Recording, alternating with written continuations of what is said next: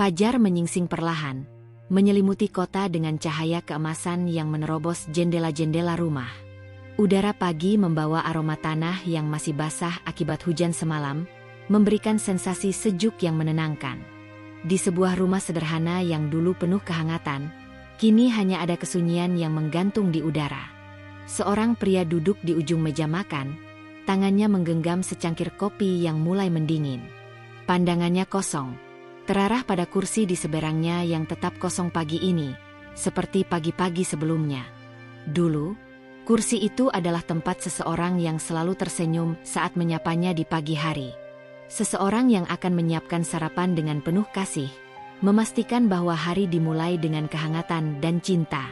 Sekarang, yang tersisa hanyalah keheningan yang menggigit, suara detik jam di dinding yang terasa lebih keras dari biasanya. Sesekali, suara kendaraan dari luar menyusup masuk melalui celah jendela yang terbuka sedikit, tetapi itu tidak mengurangi rasa sepi yang semakin menyesakan. Hidupnya selama bertahun-tahun telah dihabiskan untuk berjuang demi satu hal, keluarga. Sejak hari pertama pernikahannya, ia telah berjanji pada dirinya sendiri bahwa tidak akan ada kesulitan yang membuatnya menyerah. Ia siap menghadapi apapun, berkorban sebanyak yang diperlukan, asalkan istri dan anaknya bisa memiliki kehidupan yang lebih baik. Saat mereka masih tinggal di rumah kontrakan kecil dengan dinding yang mulai lapuk, ia tidak pernah mengeluh. Ia bekerja siang dan malam, menerima pekerjaan tambahan tanpa henti. Setiap lembar uang yang ia hasilkan bukan untuk dirinya sendiri, tetapi untuk mereka. Bahkan ketika tubuhnya mulai lelah, ketika rasa kantuk terus menghantuinya di tempat kerja, ia tetap tersenyum. Ia tahu bahwa di rumah ada seseorang yang menunggunya dengan penuh harapan, seseorang yang mengandalkannya, seseorang yang percaya bahwa ia mampu memberikan kehidupan yang lebih baik. Dan itu cukup untuk membuatnya terus berjuang. Ia tidak pernah berpikir untuk meminta lebih. Cukup bagi dirinya jika keluarganya merasa bahagia, jika senyuman selalu menghiasi wajah istrinya, jika anaknya tumbuh dengan segala yang ia butuhkan. Namun, seiring berjalannya waktu, sesuatu perlahan mulai berubah. Dulu, setiap kepulangannya selalu disambut dengan pelukan hangat. Dulu, ada percakapan panjang di meja makan tentang mimpi dan harapan. Dulu, ia selalu merasa bahwa ia memiliki tempat yang aman di dalam rumah ini, sebuah tempat di mana ia bisa melepaskan semua beban dunia luar. Tetapi kini, rumah ini terasa lebih dingin. Kehangatan itu perlahan-lahan pudar, berganti dengan jarak yang semakin sulit dijelaskan. Awalnya, ia tidak memperhatikan tanda-tandanya.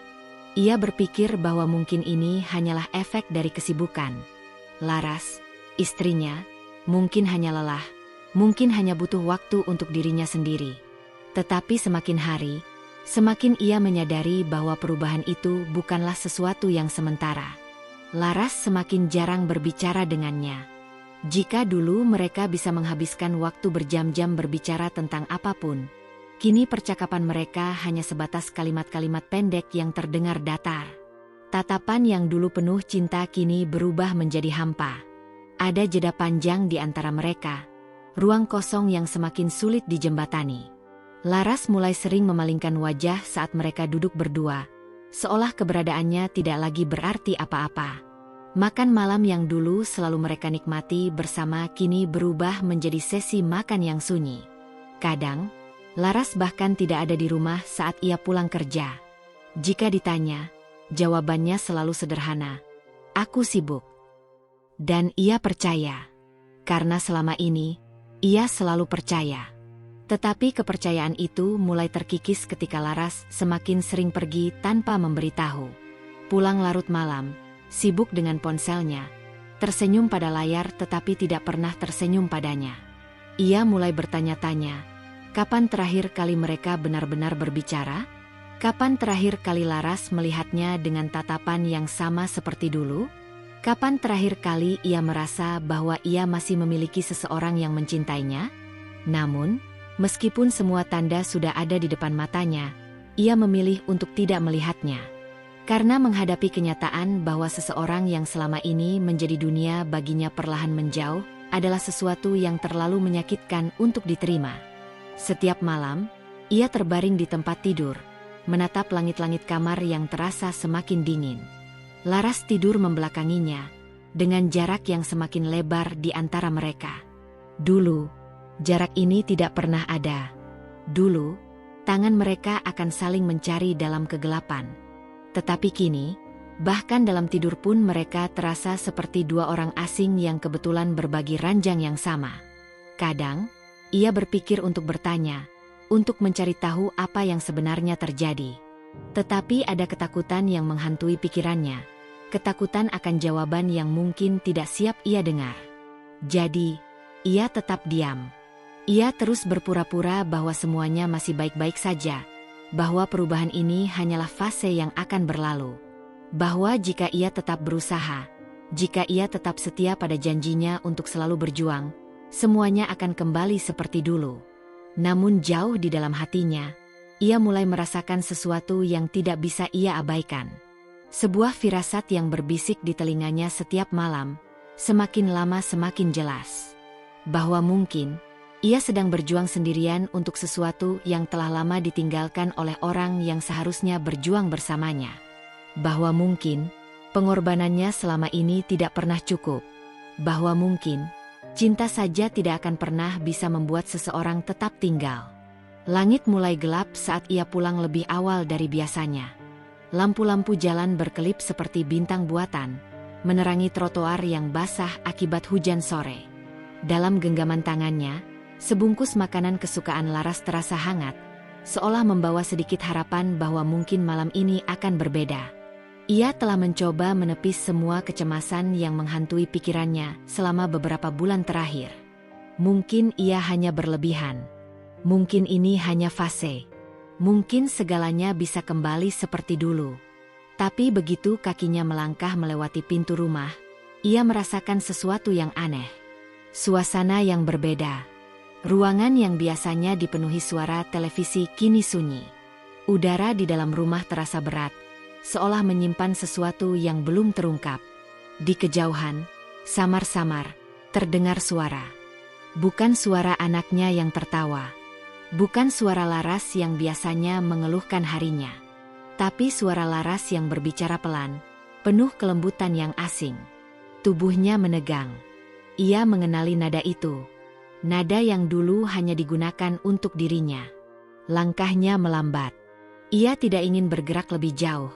Tetapi sesuatu di dalam dirinya memaksanya untuk tetap maju. Dari balik tembok yang sedikit terbuka, ia melihatnya. Laras, duduk di sofa dengan ponsel di tangannya. Wajahnya bersinar dengan senyum yang sudah lama tidak ia lihat. Dan lalu, ia mendengar kata-kata yang membuat dadanya mencelos. Aku sudah lelah hidup seperti ini. Aku ingin sesuatu yang lebih. Aku tidak bisa terus bertahan dengan seseorang yang hanya bisa berjanji tanpa hasil nyata. Darahnya berhenti mengalir. Nafasnya tercekat di tenggorokan. Ia tidak pernah merasa sehancur ini. Setiap kata yang keluar dari mulut Laras terasa seperti pisau yang menusuknya berkali-kali. Semua pengorbanan yang telah ia lakukan, semua usaha yang ia curahkan selama bertahun-tahun, ternyata tidak pernah cukup. Ia menunggu. Berharap Laras akan menyebut namanya, menjelaskan bahwa semua ini hanya kesalahpahaman. Tetapi yang terjadi justru sebaliknya. Aku sudah berbicara dengan pengacara, dan semuanya akan segera beres. Lututnya hampir goyah. Tangannya mencengkeram dinding, mencoba menahan diri dari jatuh ke lantai. Ini bukan kesalahpahaman. Ini pengkhianatan yang telah direncanakan sejak lama. Ia ingin berbalik. Ingin keluar dari rumah ini sebelum Laras menyadari keberadaannya. Tetapi sebelum ia sempat melangkah, Laras menutup telepon dan berbalik. Tatapan mereka bertemu. Untuk sesaat, waktu terasa berhenti. Mata Laras membelalak, keterkejutan melintas di wajahnya. Tetapi ada sesuatu yang lebih dalam tatapan itu, sesuatu yang membuat segalanya lebih menyakitkan daripada yang bisa ia bayangkan. Bukan rasa bersalah. Bukan ketakutan, hanya ketidakpedulian. Seakan-akan apa yang baru saja ia dengar bukanlah sesuatu yang penting. Seakan-akan perasaan dan pengorbanannya selama ini tidak ada artinya. Tidak ada lagi cinta di mata itu. Di dalam keheningan yang menyiksa, satu kesadaran menghantamnya lebih keras dari apapun. Ia telah berjuang sendirian selama ini. Dan Laras, orang yang seharusnya berjuang bersamanya, telah lama menyerah. Tapi ia tidak pernah diberitahu runtuhnya dunia yang ia bangun. Hari-hari setelah kejadian itu terasa seperti mimpi buruk yang tidak berkesudahan. Laras tidak mencoba membela dirinya. Ia tidak mencoba meminta maaf. Bahkan setelah ia menyadari bahwa Arman telah mendengar segalanya, ia hanya berdiri di sana, diam, seolah-olah semua ini hanyalah bagian dari rencana yang memang harus terjadi. Saat surat perceraian tiba beberapa hari kemudian, Arman tidak kaget lagi. Tetapi rasa sakit yang menghantamnya tetap tak tertahankan. Rumah yang dulu ia bangun dengan susah payah kini terasa seperti tempat asing. Ia berjalan di lorong, melihat dinding-dinding yang dulunya dipenuhi foto keluarga mereka. Dulu, ada kebanggaan dalam hatinya setiap kali ia melihatnya, tanda bahwa semua kerja kerasnya terbayar. Tapi kini, foto-foto itu sudah tidak ada. Seolah-olah Laras ingin menghapus jejak dirinya dari kehidupan ini jauh sebelum ia menyadarinya. Saat ia mengemasi barang-barangnya, perasaan kosong melingkupinya. Ia telah kehilangan lebih dari sekadar pernikahan. Ia kehilangan arah. Ia kehilangan makna dari semua yang selama ini ia perjuangkan. Ia kehilangan satu-satunya alasan yang membuatnya tetap berdiri. Dan yang lebih menyakitkan, Laras tidak terlihat seperti seseorang yang merasakan kehilangan yang sama. Ia melihatnya pergi tanpa air mata, tanpa penyesalan. Seakan-akan kepergiannya hanyalah bagian dari proses yang memang harus ia jalani. Dan itu menyakitkan lebih dari yang bisa ia bayangkan. Kesendirian yang menyesakkan. Malam pertama di apartemen kecilnya terasa seperti neraka. Tidak ada suara tawa anaknya. Tidak ada suara Laras di dapur. Hanya ada suara jam dinding yang berdetak pelan, dan dirinya yang duduk dalam kegelapan, menatap keluar jendela. Pikirannya mulai berputar. Mengapa? Apa yang salah? Kapan semuanya mulai berubah? Sudahkah ia benar-benar gagal sebagai suami? Ataukah sejak awal ia hanya berjuang sendirian untuk sesuatu yang memang tidak pernah bisa bertahan? Ia mencoba mencari jawabannya dalam kenangan, tetapi yang tersisa hanyalah perasaan hampa yang semakin menyesakkan dadanya. Dan di saat itulah ia menyadari sesuatu yang lebih mengerikan dari pengkhianatan itu sendiri. Ia tidak tahu siapa dirinya lagi. Selama bertahun-tahun, hidupnya hanya berpusat pada satu hal, keluarganya. Segala pengorbanan yang ia lakukan, setiap detik waktu yang ia curahkan, semua hanya untuk memastikan bahwa mereka bisa memiliki kehidupan yang lebih baik. Tetapi kini, semuanya telah diambil darinya. Dan ia tidak tahu bagaimana cara menjalani hidup tanpanya. Di dalam apartemen kecil yang dingin, ia merasa seperti bayangan dari dirinya sendiri. Kosong. Tak berarti. Dan di titik itu, ia mulai bertanya-tanya apakah masih ada alasan untuk melanjutkan hidup ini. Hujan turun deras malam itu, menciptakan suara ketukan lembut di jendela apartemen kecil tempat Arman kini tinggal. Ia duduk di sudut ruangan, hanya diterangi cahaya lampu meja yang temaram. Dunia terasa lebih sunyi dari sebelumnya. Sejak kepergiannya dari rumah yang pernah ia bangun dengan penuh cinta, hidupnya terasa hampa. Hari-hari berlalu tanpa makna, hanya diisi dengan rutinitas yang terasa kosong. Bangun pagi, pergi bekerja, pulang ke apartemen yang sepi, lalu menghabiskan malam dalam diam. Wajah Laras masih sering muncul dalam pikirannya. Tatapan dingin yang terakhir kali ia lihat darinya masih menghantuinya. Kata-kata yang mengakhiri segalanya masih menggema di kepalanya, seperti bayangan yang enggan pergi. Ada hari-hari di mana ia merasa bahwa ia tidak punya alasan untuk melanjutkan hidup. Tidak ada lagi yang menunggunya di rumah. Tidak ada lagi yang membutuhkan pengorbanannya. Semua yang ia lakukan selama ini ternyata sia-sia. Namun, di tengah keputusasaan itu, sesuatu mulai muncul dalam dirinya, kemarahan. Bukan kemarahan terhadap Laras, bukan pula kepada pria yang menggantikannya, tetapi kemarahan terhadap dirinya sendiri. Bagaimana bisa ia membiarkan hidupnya hancur seperti ini? Bagaimana bisa ia menyerah begitu saja setelah semua yang telah ia lalui? Ia pernah menghadapi kesulitan yang jauh lebih besar dari ini. Ia pernah tidur di lantai, pernah bekerja tanpa kenal lelah hanya untuk sekadar makan sehari-hari. Ia pernah berjuang dari nol dan berhasil bangkit. Jadi, mengapa kini ia membiarkan dirinya larut dalam kehancuran? Kesadaran itu menghantamnya seperti gelombang besar. Ia harus bangkit. Bukan untuk membuktikan sesuatu kepada Laras. Bukan untuk membalas pengkhianatan itu. Tetapi untuk dirinya sendiri. Langkah awal kembali ke diri sendiri. Keesokan paginya, untuk pertama kalinya dalam waktu yang lama, Arman berdiri di depan cermin dan melihat dirinya sendiri. Mata yang sayu, bahu yang membungkuk, wajah yang kehilangan sinarnya. Ia hampir tidak mengenali dirinya sendiri. Hari itu, ia memutuskan bahwa ia tidak bisa terus seperti ini. Ia harus mulai membangun kembali dirinya, sedikit demi sedikit. Langkah pertama yang ia lakukan adalah menghapus bayangan masa lalu. Ia mulai dengan membuang semua benda yang mengingatkannya pada Laras, foto-foto lama, surat-surat, bahkan pakaian yang masih tersisa di apartemennya. Ia tidak bisa terus hidup dalam kenangan yang menyakitkan. Langkah berikutnya, ia mulai fokus pada dirinya sendiri. Ia kembali ke gym, sesuatu yang telah lama ia abaikan karena terlalu sibuk bekerja. Ia melampiaskan kemarahannya pada setiap latihan, membiarkan keringatnya menjadi simbol dari semua rasa sakit yang perlahan ia lepaskan. Di tempat kerja, ia berhenti hanya sekadar bertahan hidup. Ia mulai lebih ambisius, mengambil tanggung jawab lebih, membangun relasi yang lebih luas. Ia mulai mencari peluang baru, sesuatu yang lebih besar dari sekadar pekerjaan rutin yang dulu ia lakukan hanya demi menghidupi keluarganya. Ia mulai membangun hidupnya sendiri, bukan untuk orang lain, tetapi untuk dirinya sendiri.